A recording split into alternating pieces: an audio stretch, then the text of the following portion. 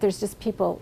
Rodney and Sarah Claydeen got back to their Anchorage home about 2 this morning following an experience in Boston they'll never forget. I feel lucky to be alive. I feel like in a sense we had guardian angels watching over us that day. While Sarah was in the race Monday, the latest in several marathons she has run, Rodney was waiting about 3 blocks from the finish line. There was a thunderous explosion, turned to look in that direction and saw the white cloud. Sarah estimates she was about a half a mile from the finish line when the race came to an end for her. And all of a sudden I came upon this mass of people that weren't moving, and I'm thinking, what's going on here? Something strange. None of the other runners knew why race officials had stopped them.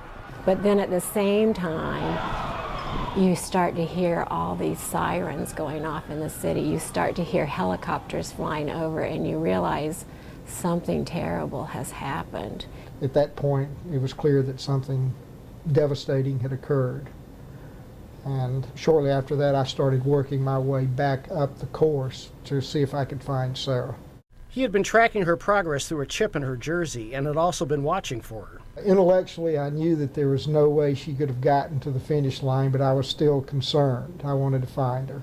Eventually, they connected by cell phone as Rodney's battery was dying and planned a rendezvous. I got to the subway station where I was to meet him, and he wasn't there. Then panic truly hit my heart because I was in a very large city. I didn't know where he was. I was very concerned. I was scared. It turned out that he wasn't there when he called me, but I didn't realize that. After a long 10 or 15 minutes, Rodney arrived. It was amazing to see his face and to see him there. That was a big amount of relief. Sarah eventually got her finisher's medal, and they picked up a copy of the Boston Globe. You start going through your head, what ifs? What if I had been a little faster? Our daughter was supposed to run Boston, and she is faster. What if she had been at the finish line waiting for me? But as for the act of terrorism, she has her answer.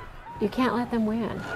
You have to continue, or that fear that they perpetuate lives on. Bill McAllister, CBS 11 News.